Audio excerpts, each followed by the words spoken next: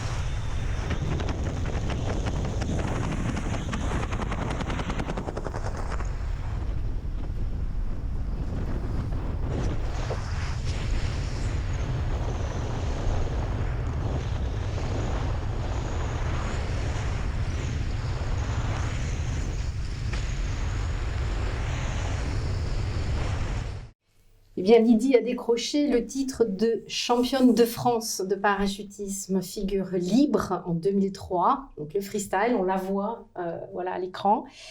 Elle ne compte plus ses sauts. Elle a démarré le premier à 20 ans. Elle est à plus de 2800, mais elle m'a dit je ne les compte plus. Elle a déjà dépassé le compteur.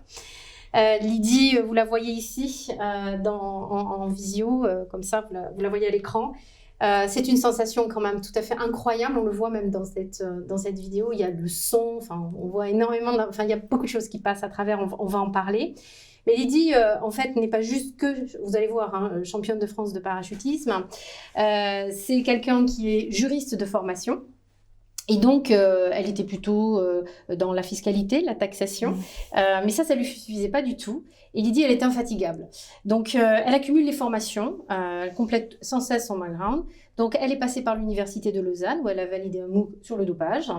Elle est également passée sur HEC, sur un parcours en exécutive, en négociation raisonnée, construire les relations de qualité pour faciliter les négociations futures. Ça ne suffit toujours pas, elle continue. Son fil rouge reste quand même le sport, vous allez le voir. À la Sorbonne, elle va passer un master degree en droit du sport, tout en validant au sein de l'International Olympic Academy de Lausanne un postgraduate in ethics and sport. Et le bonus, Lydie pilote, Lydie suit un CAP maintenance des véhicules, Lydie suit un MOOC à l'AFPA pour accords émets et vins. Donc là, on est un peu plus dans le côté épicurien des choses. Vous montez également votre cabinet d'avocat à Paris et vous avez pour clients des sponsors d'athlètes. En 2015, et ce pendant 2 ans, Lydie est responsable juridique aux achats au sein du comité de candidature d'organisation des Jeux Olympiques et Paralympiques Paris 2024, puis c'est l'appel du ballon ovale.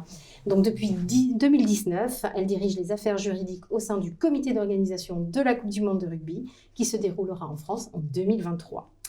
Mens sana in corpore sano, Lydie Emeraud est une Bretonne accomplie.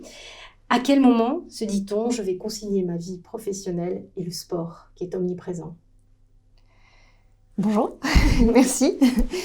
Je me dis pas je vais concilier ma vie professionnelle et personnelle, je me dis qu'est-ce que j'ai envie de faire, c'est quoi mes désirs, c'est quoi mes envies, et puis ça se met en marche. Donc moi, ce qui est important pour moi, c'est le sport, ça m'a construit, c'est mon ADN, j'ai toujours aimé la compétition, toujours aimé le sport. Le travail, c'est important, c'est juste qu'à un moment donné, j'ai plutôt eu envie de réunir mon travail avec ma passion, donc c'est pour ça que je travaille aussi dans les événements sportifs. Et cette envie permanente du sport, c'est un exutoire, c'est un moment, c'est inévitable. Cette rencontre, elle était inévitable dans son parcours. On ne pouvait pas la concilier autrement qu'avec le sport. Moi, oui, mais après, je me dis, j'ai un ami qui me dit souvent, chacun doit avoir un jardin et il n'y a pas de hiérarchie dans les jardins. Je trouve que cette phrase, elle est jolie. Parce qu'en fait, oui, qu'on soit passionné d'échecs, de, je sais pas moi, de collection quelconque ou de sport, moi, c'est le sport. Je trouve que c'est important de le cultiver. Ça me nourrit. Ça vous nourrit, on le voit bien. Pour l'académicien Michel Serres, vous êtes la princesse des airs. Vous le qualifiez à votre tour d'esprit libre, indépendant et critique. Et il vous a d'ailleurs dédié son livre Morales espiègles. Il dit de vous que vous avez inventé votre vie originale. Est-ce que vous êtes d'accord avec ça? Qu'est-ce que ça veut dire finalement? Alors Michel m'expliquait souvent, et j'aimais bien ça, que chaque être humain, chaque personne est une œuvre. Donc on a tous notre singularité, notre personnalité, et on est une œuvre. Et que la rencontre crée le chef-d'œuvre. Et moi, j'ai rencontré des gens qui m'ont marqué, qui m'ont influencé, qui ont fait que j'ai avancé dans ma vie, que j'ai choisi ma vie dans le sens où oui, je l'ai construite, mais c'est grâce aux rencontres, au partage. Je trouve que c'est important, je trouve que la vie, c'est une aventure et que ce qui compte, c'est le partage. Et que en rencontrant des gens, j'ai fait des chefs-d'œuvre qui sont mes créations à moi. C'est votre parcours, vous l'avez créé, vous l'avez construit. Oui. Et vous l'avez co-construit finalement, parce que vous avez fait des rencontres. Oui, parce que... Vous m'avez aidé, stimulé. Et quelle est la rencontre en fait qui vous a aussi donné, par exemple, ce goût pour le parachutisme? C'est pas anodin. Je pense pas qu'il y ait une rencontre en fonction de ce qu'on fait dans la vie privée, dans la vie professionnelle. Chacun rencontre des personnes qui vont peut-être influencer 5 minutes, peut-être toute une vie, etc. Moi, le parachutisme, c'est un monsieur qui était d'une autre époque, Noël Ardouin, un monsieur qui est décédé, qui croyait fondamentalement à la compétition. Je me souviens que je savais à peine sortir d'un avion, qu'on était déjà en compétition. Mes premières compétitions, je me posais même pas sur le terrain, on était à des kilomètres du terrain. Mais ceci dit, il a donné le goût de la compétition. Il y a beaucoup de compétiteurs qui viennent de Vannes. Je suis bretonne et je saute à Vannes. Et qui ont fait de la compétition à haut niveau parce qu'il nous poussait dans ce sens-là. Il avait un petit côté patriarcal. Donc, on y allait tous. C'était la colo. On était tous la trouille la première fois? Se jeter dans le vide comme ça. Pas le premier saut, la première compétition. Première. Si. Ah, la compétition. Dans le saut, non, c'est pas grave. Mais la compétition, si, oui. Si. Si, on a envie de le faire. Donc, c'est pareil. Mais la première compétition, on se mesure finalement, donc on a envie de gagner, même si on sait qu'on n'a pas le niveau, on espère. Et comment on rentre dans l'équipe de France? Parce qu'il faut quand même là beaucoup d'entraînement et en même temps concilier sa vie professionnelle. Mais voilà, puis bon, vous vous formez tout le temps, même à distance, mais vous formez tout le temps. Enfin, comment vous arrivez à trouver le temps, cette énergie? Parce que la compétition me nourrit, je trouve ça important, mais après chacun fait comme il veut. Moi j'aime bien la compétition. J'aime bien gagner, donc il faut apprendre à perdre pour ça.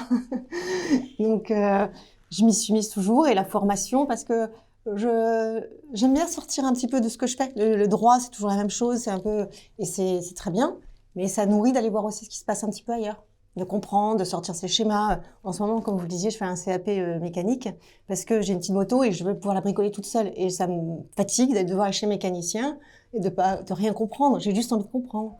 J'en ferai pas mon métier, mais ça me plaît, je trouve ça intéressant. Et de me retrouver avec des personnes que je vais aider en français, parce qu'en français, ils ont des difficultés, mais eux, ils vont m'aider, parce que moi, je sais même pas ce que c'est que ce boulon-là, je sais pas comment on fait. Quoi il sert. Voilà, on échange. Donc, il y a du partage. Et en fait, du coup, comment on construit votre parcours dans un milieu assez masculin, finalement? Alors, il y a le milieu sportif, qui est quand même souvent quand même très masculin. Vous êtes entré dans cet univers-là. Et puis voilà, vous vous mettez dans la mécanique. Vous avez un profil très... un peu atypique quand même. Alors, le sport, c'est particulier. Le sport a été inventé par les hommes, pour les hommes. C'est un milieu plutôt masculin historiquement. En 2017, je crois que l'INSEE a publié des chiffres sur le sport. De mémoire, je n'aurais pas tout retenu, mais 80% des lecteurs du journal L'Équipe sont des hommes. La plupart, je crois que c'est... 4/5 des sports collectifs sont pratiqués par des hommes. Il y a 3 fois plus d'hommes qui font la compétition que des femmes. Donc, on a le poids de l'histoire qui est comme ça. Mais aujourd'hui, c'est plus vraiment ça. Je pense que aujourd'hui, n'importe quelle femme peut faire le sport qu'elle veut ou n'importe quelle activité. Mais on a ce poids de l'histoire c'est pas une génération. Moi, mes parents avaient plutôt cette espèce de ce raisonnement binaire homme-femme. Nous, on est la génération où on l'est un peu moins, mais on a quand même été éduqués comme ça. Et tous les étudiants ne vont pas l'avoir. Il n'y a pas de limite, en fait. Il suffit juste d'avoir envie, du désir. Alors, vous êtes quand même sur des enjeux majeurs d'événements en France. Vous en avez parcouru un, notamment avec, puisqu'on va avoir les Jeux Olympiques en 2024 et puis la Coupe du Monde juste avant de rugby en 2023. Ce sont deux grands événements quand même importants, intenses, qui vont amener aussi un rayonnement de la France. Comment vous l'avez vécu un petit peu de l'intérieur? Racontez-nous un petit peu ces JO 2024 et puis ceux où vous êtes aujourd'hui en préparation pour la Coupe du Monde de rugby. Comment on vit ça de l'intérieur? Bah, c'est super. C'est un petit peu justement cette réunion entre le professionnel et le sport, la passion. Paris 2024, c'était une candidature quand j'y étais. Donc j'ai souvent fait le parallèle avec la compétition. Ça dure 2 ans, il y a une préparation, on a des adversaires et on a envie de gagner. Donc vraiment, c'est très linéaire comme raisonnement, mais c'était un peu ça. France 2023, c'est l'organisation. C'est qu'est-ce que nous, organisateurs, on a envie de faire de cet événement. Comment on pourrait se contenter de dire on organise la compétition et point final. Mais c'est plus tellement dans l'air du temps et c'est pas du tout une volonté non plus de l'organisation. C'est de qu'est-ce que je fais, quelle est ma vision, qu'est-ce que je fais avant l'événement, pendant, après, qu'est-ce que je laisse comme empreinte. C'est important d'utiliser, je trouve, ces grands événements internationaux, ces grands événements sportifs, pour en faire un objet ou quelque chose qui vit et qui va impacter positivement la société. Puis ça va rayonner, ça va apporter beaucoup de choses.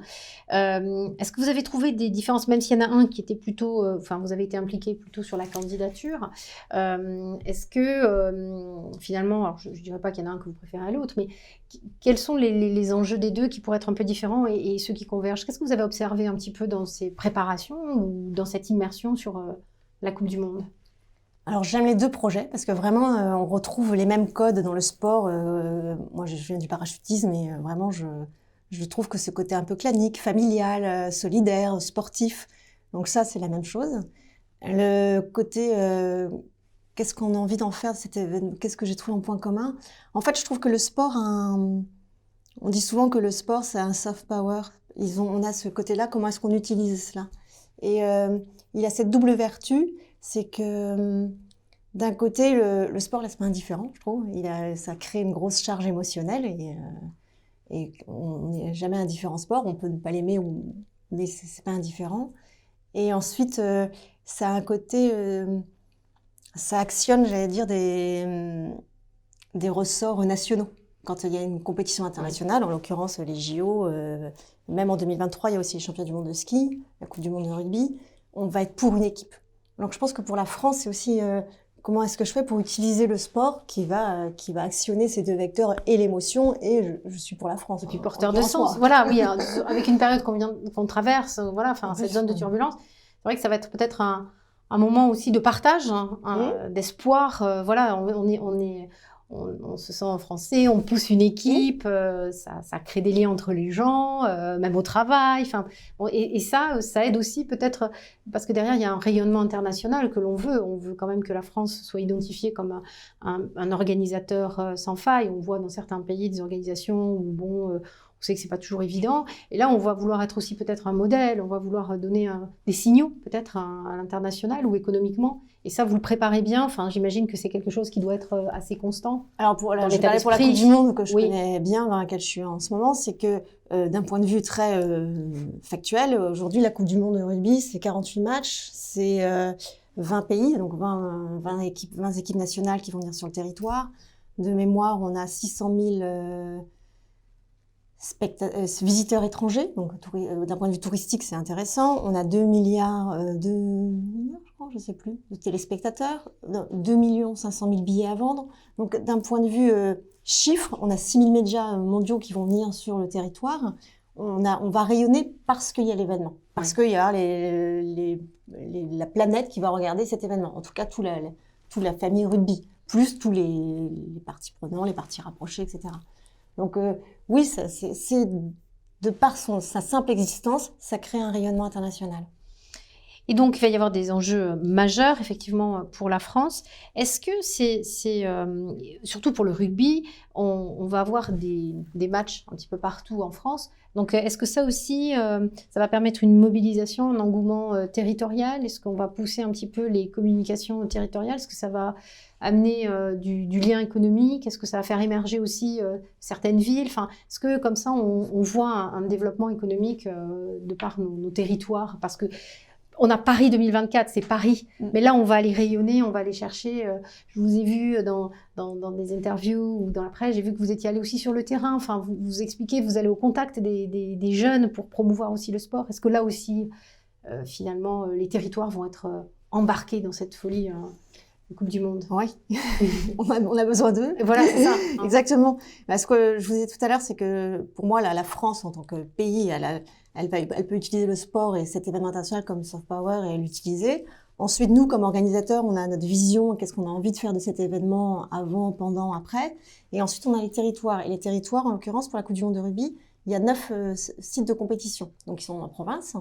La compétition, elle dure 1 mois et demi. C'est très long. C'est assez particulier pour une compétition internationale. Ça veut dire que les équipes qui viennent de tous les pays, les Fidjiens, quand ils viennent sur le territoire, ils viennent à peu près 2 mois en France. Et ça veut dire qu'ils vont être hébergés dans une ville dans laquelle ils vont devoir pouvoir s'entraîner, préparer leur match, etc. Donc, on va avoir ce qu'on appelle, pour la Coupe du Monde de rugby, les camps de base. Ça veut dire que les équipes vont dormir, c'est là où elles vont être logées. Les villes hôtes qui vont accueillir les matchs, plus le Central Paris, où on va essayer de coordonner pour que tout s'organise de la même façon.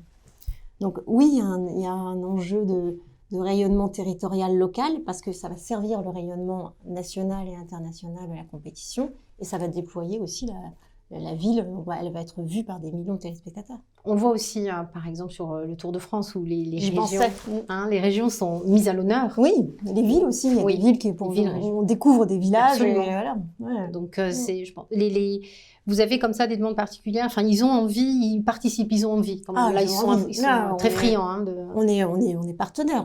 On a besoin d'eux comme eux ont besoin de cette compétition pas pour exister parce qu'ils existent sans, mais là ils utilisent le vecteur de cette compétition pour rayonner. Nous, on a besoin d'eux pour organiser. Donc c'est un donnant-donnant assez vertueux, je trouve, pour le sport en plus. Et du coup, on va voir aussi évidemment la partie sponsor qui est quand même importante, j'imagine. Dans le rugby ou dans ce que vous avez observé vous, ce que vous voyez. Est-ce que finalement, les entreprises, aujourd'hui, économiquement, elles se disent, bon, on est un peu frileux, ou au contraire, peu importe le contexte aujourd'hui, est-ce que les sponsors sont là? Les sponsors sont là. Je trouve que ça a un peu changé pour plusieurs raisons. D'abord, il y a la raison, juridique, avec mon prisme juridique, c'est que maintenant, dans les négociations de contrat, il y a des clauses sur les pandémies. Ça, il y a 2 ans, ça n'existait pas. Donc maintenant, qu'est-ce qui se passe s'il y a une pandémie? Parce que s'il y a une pandémie, il y a plus comme on l'a vu depuis l'année dernière, il n'y a plus d'accès au stade.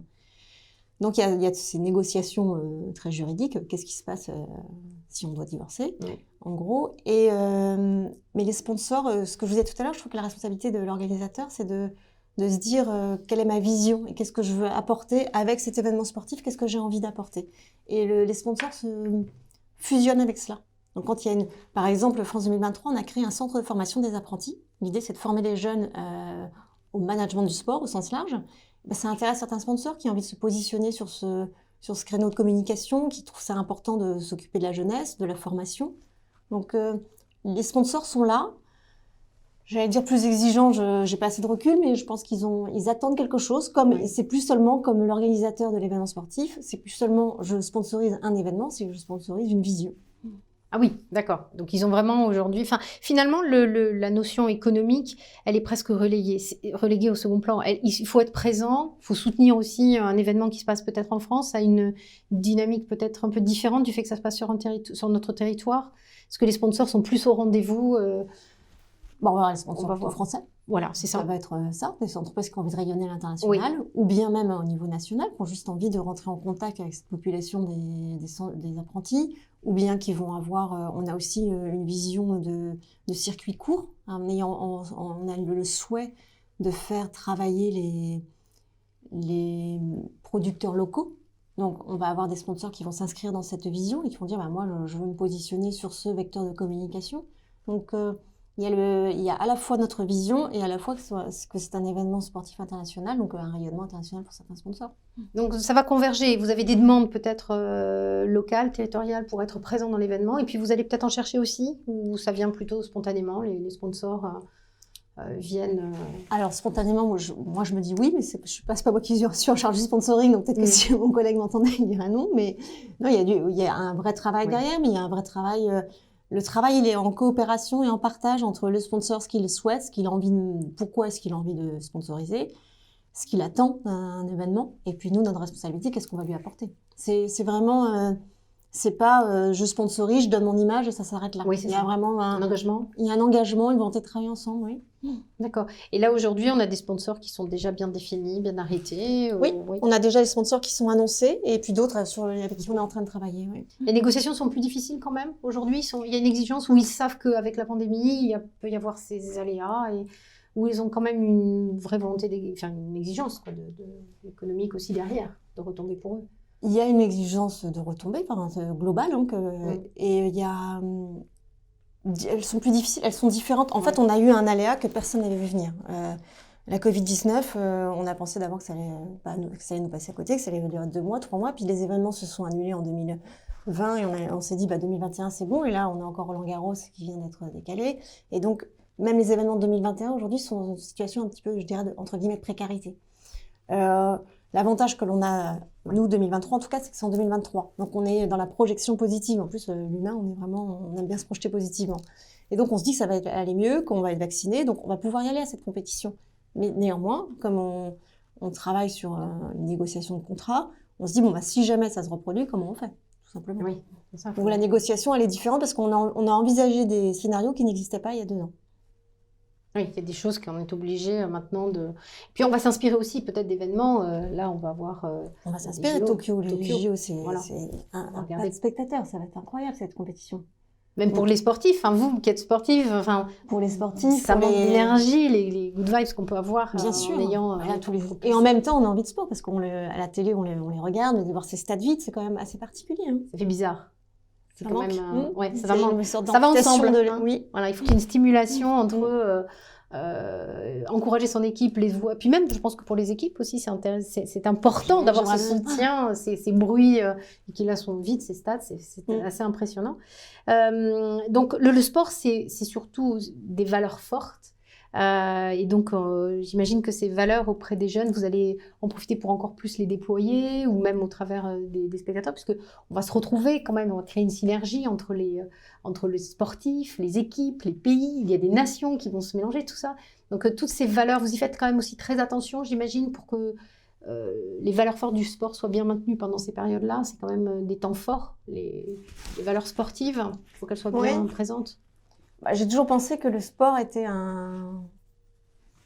été un peu tutélaire et devait transmettre des valeurs parce que la société a évolué et qu'avant, quand on allait voir le prêtre, maintenant on va voir son prof de sport ou son directeur de club.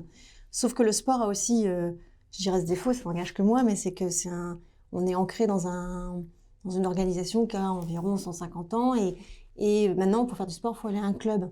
Et que la jeunesse, elle est beaucoup dans la simplicité et l'immédiateté. J'ai envie d'avoir du plaisir tout de suite et que ce soit simple. Et là, je pense que le sport est toujours un transmetteur de valeurs, comme une figure tutélaire, mais en même temps, je pense qu'il a besoin de se réinventer, dans le sens où on voit tout l'e-sport qui arrive, par exemple. Donc là, j'ai pas forcément d'idée, mais j'observe qu'en tout cas, c'est en train de changer et qu'il y a une telle offre maintenant avec le gaming, avec cette immédiateté, ce plaisir, de contenu, que maintenant, n'importe qui peut se faire plaisir très vite sans le moindre effort. Donc je pense que la seule valeur ajoutée que je vois dans le sport, mais je me trompe peut-être, c'est que il y aura toujours l'émotion, il y aura toujours l'aléa sportif. Que quoi qu'on organise, qu'on puisse avoir la meilleure organisation du monde, ce qui va faire vibrer, c'est le match, le sport. Et donc, je ne sais pas comment est-ce qu'on peut aujourd'hui, les jeunes peuvent peut-être y penser, c'est comment aujourd'hui je rends simple l'accès au sport avec le plaisir, tout en gardant l'essence même de ce sport. Et la transmission des valeurs, je ne sais pas comment elle se fera dans 10 ans, 20 ans. Je ne sais pas si on sera toujours devant notre prof de sport en train d'écouter. Est-ce qu'il y a un sport, Lydie, que vous n'avez pas pratiqué et auquel vous aimeriez vous adonner? Il y en a plein. Là, j'ai commencé l'ULM en 2018, le pendulaire. J'aimerais bien terminer ça, c'est mon objectif 2021. Et puis, qu'est-ce que j'ai fait aussi? J'ai commencé aussi le kitesurf. Là, pour l'instant, je passe plus le temps les fesses dans l'eau, mais j'ai bon espoir de décoller. Bon, on vous retrouvera peut-être dans une autre compétition alors? Non, la compétition, plaisir. c'est fini. Là, on est sur du sport plaisir. Oui, la compétition, là, c'est terminé. C'est vraiment... c'est à la fois, c'est assez addictif et là, non. C'est pour le plaisir. Et par exemple, une question qui me vient, c'est par exemple pour le parachutisme, les sponsors, ils sont plus présents, moins présents? Non, parce que c'est amateur, c'est pas médiatisé. Moi, j'ai eu la chance, alors vous parliez des hommes et des femmes et d'être une femme dans ce milieu, j'ai quand même eu la chance dans un environnement plutôt masculin, le parachutisme c'est plutôt masculin, d'avoir été athlète de haut niveau à l'époque où c'était Marie-Georges Buffet qui s'occupait du sport, qui était ministre et qui a beaucoup œuvré pour que les femmes puissent justement exister dans le sport. Donc nous, on a eu pas mal de subventions avec ma coéquipière quand on a commencé, parce qu'on était des femmes. Donc ça peut être un avantage. Ça peut être mal interprété, comme aujourd'hui un avantage, et ça a ouvert. Il y a effectivement plus de femmes aujourd'hui. Ça a ouvert des portes. Exactement. D'accord. Alors on va regarder une dernière fois, on va vous voir lors d'un saut, et vous allez nous dire un petit peu ce que vous ressentez au moment où vous jetez. Parce que, bon, j'ai vu des vidéos, mais je pense que, voilà, il y a un moment, on se dit, mais comment elle passe le cap, enfin voilà, on se jette. Donc on va regarder une vidéo, puis vous allez nous expliquer un petit peu ce que vous ressentez. Je parle en même temps de la vidéo? Voilà. Elle va, voilà. Ah ça c'est en Suisse. Je parle en même temps ou pas? Si vous voulez. D'accord. Bah là, non mais là c'est l'autoroute du bonheur là. Bon, comme tu veux, je peux te faire un ready set go à toi toute seule si tu veux. Hop, ça y est, ça me donne envie. Donc ça c'est à Lauterbrunnen, c'est une vallée en Suisse où il y a beaucoup de base jump. Et c'est beau. Alors déjà, l'environnement est beau. Lauterbrunnen, c'est Heidi. Tout est beau. Même les vaches sont belles. Les prairies sont belles. Pour aller sur ce qu'on appelle les exits, il faut faire de la randonnée, il faut marcher un petit peu. Donc c'est beau. C'est avec des amis. À chaque fois, j'y vais avec des amis. Donc c'est aussi ce moment de partage dont je parlais. Et puis ce moment qui dure une seconde. Le meilleur moment, c'est quand les pieds quittent le sol. Ce moment-là est dingue. Oui, parce qu'il dit dans la vidéo, il dit le saut est parfait, elle ne se pose pas de questions. Vous la voix qu'on entend, vous y allez. C'est quelqu'un de très connu dans le monde du parachutisme, c'est Fred Fugin des Soul Flyers, qui est le parrain de mon fils et qui est toujours positif. Alors, oui, parce qu'on est un peu pétrifié, on vous voit sauter comme ça, comme on vous voit dans l'avion, on se dit, enfin, voilà, il y a cette sensation. Et vous y allez, vous ne posez pas de questions, vous foncez en fait. Je suis concentrée quand même. Ah oui, mais on sent que ça y est, enfin voilà, vous êtes concentré, mais vous foncez, enfin vous y allez. Il y a un moment, vous donnez le top départ, vous dites ça y est, c'est. Parce que c'est magique, c'est vraiment, alors c'est pas du parachutisme, ça, c'est déjà. C'est pas les mêmes parachutes, c'est pas la même chose. Mais c'est dingue au niveau émotion, sensation, partage. J'ai l'impression j'ai 15 ans j'ai l'impression d'être en colonie de vacances quand je vais faire des semaines de base jump avec des amis. Et vous préférez l'un ou l'autre, ou les deux sont pareils? Ce sont des sensations un petit peu différentes ou... C'est différent. Le base jump, je sais pas si je continuerai toute ma vie. Le parachutisme, aujourd'hui, j'ai l'impression que je continuerai toute ma vie. Peut-être pas, mais aujourd'hui, je me vois pas arrêter parce que c'est plus facile d'accès, c'est un aérodrome à côté. Voilà, moi j'habite en Bretagne, il n'y a pas beaucoup de montagnes. Donc, En tout cas, merci infiniment pour ce partage croisé entre vie professionnelle et vie sportive. Je pense que voilà, on a balayé aussi des temps et des émotions. On a vu un certain nombre d'éléments. Voilà, je trouve que vous étiez une personnalité intéressante à partager, à faire connaître à nos étudiants, parce que vous êtes très discrète, très réservée. Et voilà, on avait envie de choisir une personnalité un petit peu atypique pour notre masterclass. Donc, merci beaucoup.